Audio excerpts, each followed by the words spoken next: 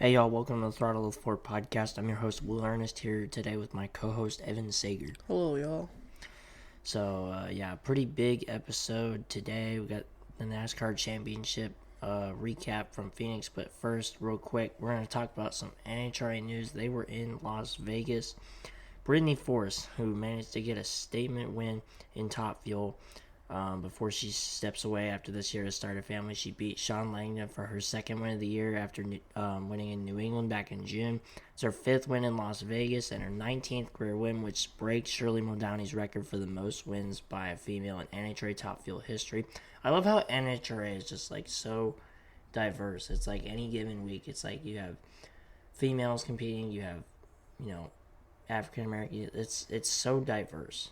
Yeah, considering NHRA is kind of trying to adopt new people viewing. I mean, take their viewership numbers. They've jumped up quite a bit this year. I mean, a lot more people are getting into NHRA. I'm not one of those people. I never really understand NHRA. They go fast. I give them that. I mean, it's the fastest motorsport, not what IndyCar says. True. Yeah. I mean, you look at Texas with the Texas Fall Nationals. They had like 2 million viewers. They outdid NASCAR. Yeah. I mean, that's just crazy. They outdid NASCAR, who was at Vegas, in a playoff race. Sure, NASCAR was on cable for USA, but it's like, there's your problem right there. A playoff race for NASCAR. Mind you, it was the round of 8, and it's on cable on USA Network. Yeah, I don't understand why they put that on cable. I really don't. I don't know. We had more cable races this year than network races. I know. Like, we only had 4 network Fox races and 4 network NBC races. It was literally the first 3 races of the year were Fox, which was Daytona, Atlanta, and Coda, and then Spring Talladega was Fox, and then you had Summer Daytona, and then for NBC, and then you had the final 3 races with Talladega in the fall, Martinsville, and Phoenix for the championship. That's it. Every other race was either cable with FS1, USA, TNT, or was on Prime. Yeah. So, and Prime, I let that slide. That Prime was the best broadcasting all year by a country mile. I agree on that one. Kind of wish Prime had more races, to be honest, but that's just me. So, back to NHRA. Matt Hagan beat Austin Prock for his 3rd win this year, and he stays in striking distance of Prock for the Funny Car Championship, although Prock is still favored to win his 2nd straight. Dallas Glenn won his 8th race this year in Pro Stock to stretch his points lead, and Gage Herrera goes to Pomona, California, just 21 points back as he looks for his 3rd straight Pro Stock Motorcycle World Championship, although normally the last 2 years he's just been able to run a single round and then just clinch it, but not this time. Yeah. Okay, getting into the depressing part of the episode for me. For you. The meat and bones of the episode, Phoenix, the finale. And important thing to note, there's definitely going to be a lot of pain here for Evan, but because Hamlin finished 3rd in stage 1, you did clinch the Throttle podcast championship, so you at least have that going for you. It should be a NASCAR championship too, but William Byron decided to blow a tire, and there were way too many tire issues that plagued this race. Goodyear went a little overboard. Like, at first it was like, all right, like, we got actual tire wear, but then it's just like, okay, I didn't really want spring 2024 Bristol all over again. Yeah, I mean, Hamlin did win that race, but didn't work out in his favor this time. Yeah. All 4 championship contenders, among others, had issues throughout the day. Hamlin had clutch issues throughout the race. I noticed something was up. Like, right when they pulled off after the command, like, you could see Hamlin's car, it, like, pulled forward, and there's just clunk. Yeah. It wouldn't go into gear for some reason, and it was just trying to stall out on him, but thankfully it really never led to anything important being messed up, so that was good. Major issues. Larson and Briscoe had tire issues within the last 100 laps, but they were somehow able to get back up front. And then Byron blew a tire with 3 to go, which set up the crucial overtime restart. You had 3 cars that stayed out, and then you had 6 cars that took 2 tires, including Larson, who held off Hamlin to finish 3rd and win his 2nd Cup championship after 2021. I don't know if Chris Gale was just thinking, do the Heim strategy from Friday Night's Truck Race, where Heim restarted 10th and took those 4 tires 7 wide on the bottom to get to second behind Majeski before, the second overtime restart where he passed Majeski to win the truck title. Yeah. But I figured that wasn't going to work. Number one, the trucks race different, obviously. Go figure, than the next gen. Number two, the tires were a major factor all day in the Cup cars. So I just felt like it's like four fresh tires in the Cup cars weren't going to have the same impact as the trucks. And number three, the trucks was at night. Yeah. The track was cool. And I also don't think he thought that so many people will take 2 tires or even stay out. That too, yeah. So it was a lot of combination factors. So I'm curious how this Chris Scales situation is going to go on towards the beginning of next year. I mean, you could say that, but Heim and Hamlin both restarted 10th. Yeah. But they also had a second overtime, though, too. Yeah. And also Heim did go 7 wide. And, like I said... Heim managed to get to second before the caution came out. And that was in, 3/4 of a lap. Yeah, also, like I texted you, Hamlin was going to try that strategy, but Logano blocked him on the bottom, and it kind of made him lose the momentum, and unfortunately couldn't recover from that. Yeah. But yeah, Blaney ended up beating Brad Keselowski for the race, and I feel kind of bad for Brad. I know, I was kind of hoping Brad would win. It's like I saw him, and then it's just like, oh, wait, what's Brad doing up here? I know, I was kind of hoping Brad would win, to be honest. Yeah. Blaney's 4th win of the year to close out the year. It's his first at Phoenix after finishing second in the previous 3 Phoenix championship races. When he won the championship 2 years ago, you had Chastain win that race. I was needing that to repeat again this year because I picked Chastain. That did not work. I knew you had a 95% chance of winning the championship coming in. I mean, coming in, you literally had to finish 24th or better to clinch. And then, you won the pole, and I didn't, so that instantly became, 26th. I literally just needed to finish the race pretty much. Pretty much. I mean, Hamlin had clutch issues, but they're just clutch issues. They didn't really turn into much. Yeah, well, it did at the end. Yeah. I mean, could that have impacted it? Maybe, but... You never know. I mean... Yeah. But... And it's also Blaney's 17th career win. We'll see if Blaney, or more specifically Penske, can get back on track next year. They're just... Outside of New Hampshire and a little bit Gateway, Penske was just not there. Yeah, the whole playoff, they were just kind of, we can make it. Yeah. They never really put forth so much effort into any given race besides New Hampshire. I feel like, including the round 8 when they had Vegas, Talladega, and Martinsville. Blaney did put up a good fight for Martinsville, but that said, he never won the race. Blaney and Logano were looking like they were going to finish top 5 at Talladega until, towards the end, and then they got shuffled out of the pack, pretty much. Yeah, but they're always... it's a super speed race. You can't really gauge it that well off of a super speed. You can't bank on a super speedway race to win you a championship. It can win you a championship. It can lead you to a championship, or it can lead you to having a shot at the championship. But you can't have your whole strategy be, all right, we're going to go win Talladega, and that's going to win us a championship. Yeah, you can't bank on that. Or it turns into misery. Yeah. Chase Elliott. All right. Logano and Kyle Busch, 4th and 5th to close the top 5. Kyle Busch, top 5. Very impressive. Free chips and queso. Oh, my God. Get out of here. The championship 4, Larson finished 3rd to win his 2nd Cup title. Hamlin 6th, Briscoe 18th, Byron 33rd. Them damn tire issues, man. Yeah. I don't know. It's not like this was a brand new tire either. Yeah. I don't understand why they were so abrasive this race. I really don't understand. It just feels like slightly it feels like 80% of the strength of spring 2024 Bristol was, and it's just we don't know how it happened. Because it's not like this was a brand new tire. It's we won't know how that happened, and then it's all right, we're gonna try and replicate it, or at least do a slightly milder version, and then it's just not gonna work. The only thing I think of is the teams are putting not enough tire pressure in the tires. Could be. So they're trying to get an advantage on the restarts and then let the tires warm up, which it was a strategy that could have worked for some teams, but some it didn't, obviously. Yeah, I don't know.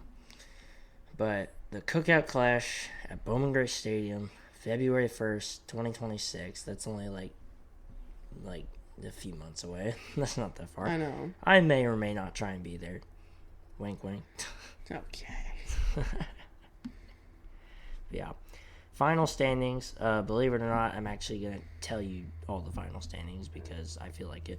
Evan wins the championship by 92 points over me, 174 over Haley, 218 over Zach, 312 over Mason, and then officially 855 over Stacy, 870 over Bernardo, 884 over Colin, 1,217 over Ethan, and 1,328 over Ryan.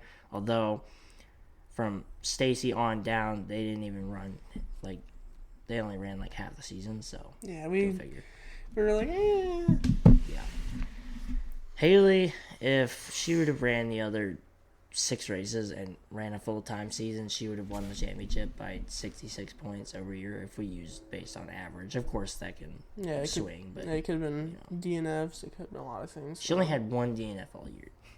Hey, you never know. It could have Bristol. Could have pulled a Mason, had 5 DNFs in a row. All right. Sorry, Mason, if you're listening to this. He actually had 4 DNFs in a row and 5 DNFs in 9 races. Oh, my bad. My miscalculation. Yeah. This guy. Our picks for Phoenix to close out the year. I had Chastain, who was up there in the top 3 for a little bit. It was looking like he was going to get the lead. He didn't. Didn't lead a lap. Finished 13th. Evan had Hamlin, who straight up, Hamlin should have won the race. I'm going to admit it right now. I'm not a Hamlin fan. I never will be. But Hamlin should have won the race, and Hamlin should have won the championship. Yeah. It's just not meant to be, I guess. I mean, he started on pole, led the most laps, had the Xfinity fastest lap, which Hamlin had won that, like, probably, I think, 7 times this year, I think it was. Hamlin comes home 6th after leading 208 laps of the 312. That's the most laps led in Phoenix finale, which is crazy.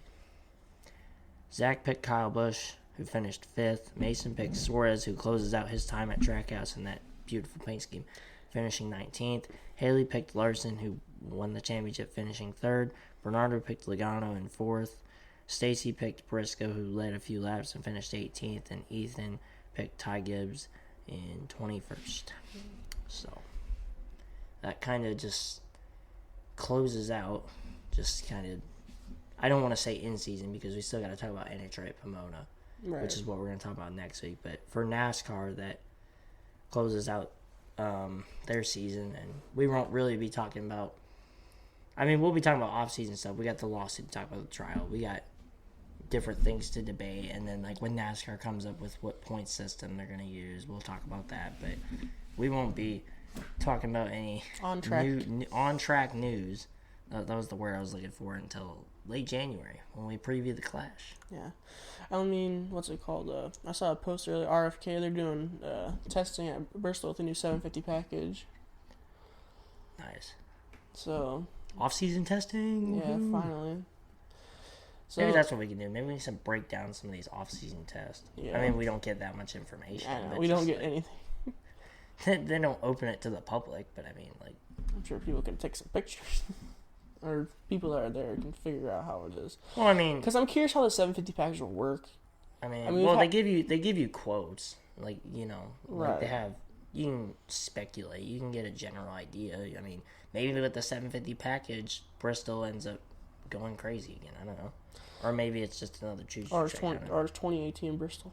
Yeah. Yeah. So that's kind of just it. I mean. I feel bad for all the Hamlin fans out there. I mean, I do, but I don't. But I do. You definitely do. Evan here. I was going through it that night. I was very heated. Let's put it that way. I almost threw my remote into my TV.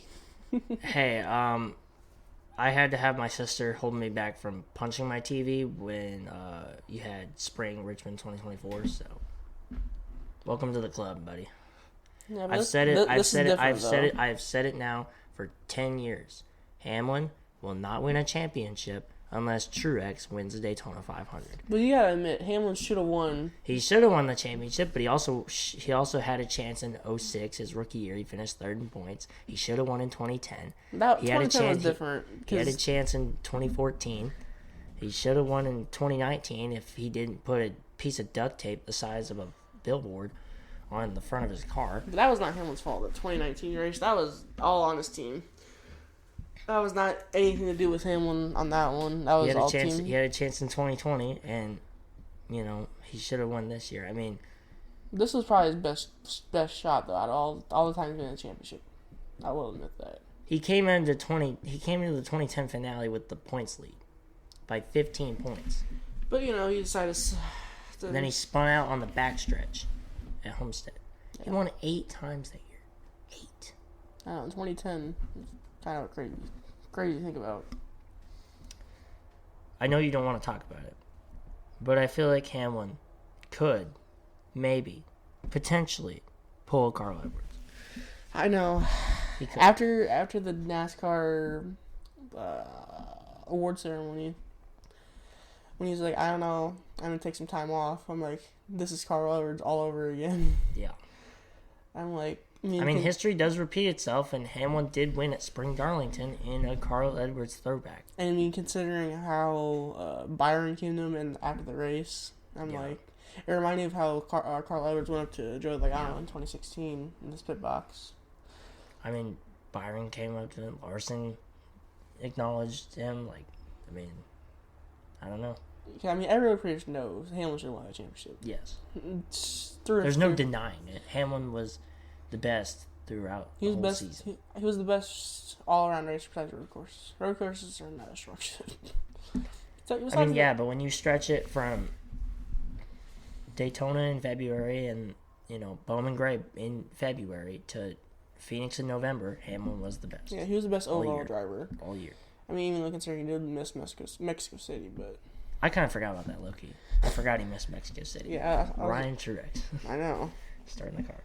So, he was the best all-around driver this year. It's a season to hang his head on high. 60 wins. Not a lot of people could say that. He did get 60 wins. So, there's some good out of the season, I'll admit, but... There's some good, there's some bad, and there's some downright ugly. Yeah, there's just this final sting of the year. He got the 60 wins. He welcomed, his third child, I think? Yep. His first son.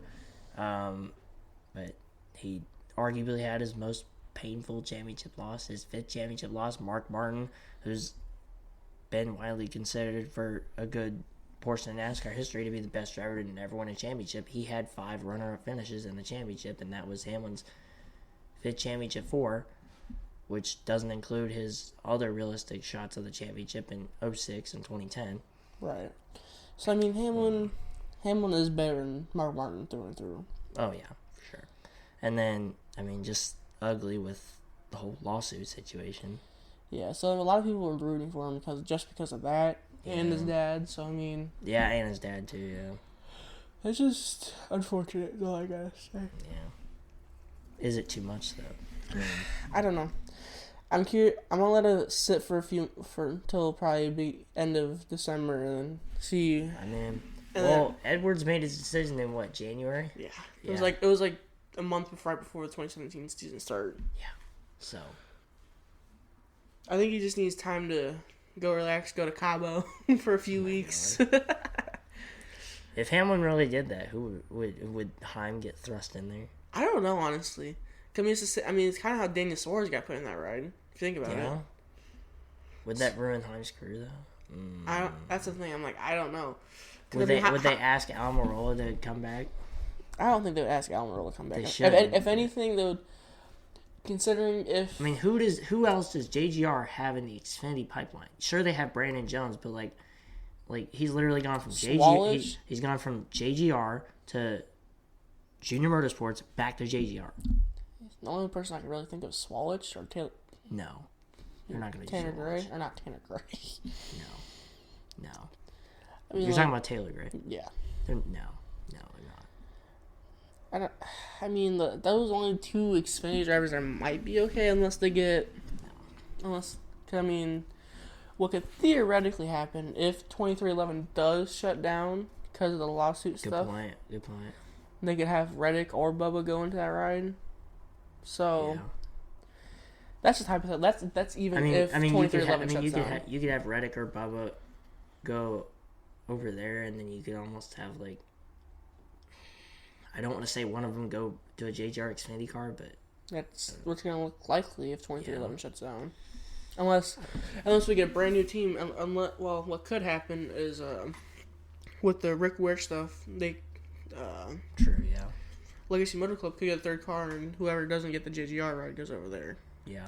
Or they could run as open car. You could have Bubba go to Legacy, because Legacy used to be Richard Petty Motorsports, and that's where Bubba started his career. Right.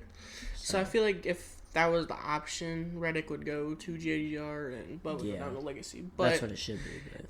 That's if multiple variables happens. Hamlin does retire, and also if 2311 does not exist anymore. But if 2311 exists, I feel like Reddick will still get the ride, and they'll move Corey Heim to the 45 car. Yeah. That's my take on that. Okay. But it's all hypothetical. It just depends on what Hamlin does. I mean, it's a big if. I mean, considering no one's really in contract years this year, I don't think, and they already found drivers for those rides that were in contract years, so yeah, there would be some shuffling around. And Hamlin still has 2 years. 2 years left. Yeah. So, I mean, it's 90% likely that's gonna be his last 2 years, unless it's not. Unless it's just this year. I mean, what was Edwards in a contract year though? I don't know. I don't think I'm pretty sure he was supposed to be there till 2018. Yeah. Can I remember he had two years? And that was a 2-year contract. Yeah. 2 years left on his contract. Yeah, oh no. Because he signed. You're gonna have nightmares tonight. Because he had his contract signed back in April of 2016. It was right after the Richmond race, if I remember correctly. Yeah, the Richmond race where he bullied Kyle Busch all the way to win. So remember that. The similarities are scaring me. Oh boy. It's like how it's funny because when did Hamlin sign his contract? Wasn't it like earlier this year? It was like March of this year, if I remember correctly. Yeah, it was either I feel like it was either right after Martinsville or right after Darlington, where he won in the Edwards throwback car and bullied Reddick and Blaney out of the way with a pit stop to win the race. Yeah. You're gonna have nightmares tonight. I think you need to go. I gotta send you on a flight to Cancun. Should we send the Falcons to Cancun too? They're already in Germany, so I don't know. Guten Tag. Whatever. But yeah, but that's all we got for this week's episode of the Throttle Podcast Championship Recap. Of course, we got NHRA preview show next week, and they got one race left, the NHRA Finals in Pomona, California. But yeah, that's all we got for this week's episode of the Throttle Podcast. Sorry for it being a few days late, but make sure you listen and download on Spotify, Apple Podcasts, YouTube. Check out Chill Photography Instagram, the Throttle Podcast Instagram. Yeah, that's all we got for this week's episode, and Hamlin will not win a championship unless Truex wins the Daytona 500. I will stand by that. I will die on that hill. Oh my god. And that's a wrap on the 2025 NASCAR season. Have a good day, y'all. And yes, we will still have off-season content. Don't worry. Don't worry about this. This is just the end of the 2025 season. Now we're going to start talking about 26 season. Yes. So, and yeah, but we'll see y'all next week.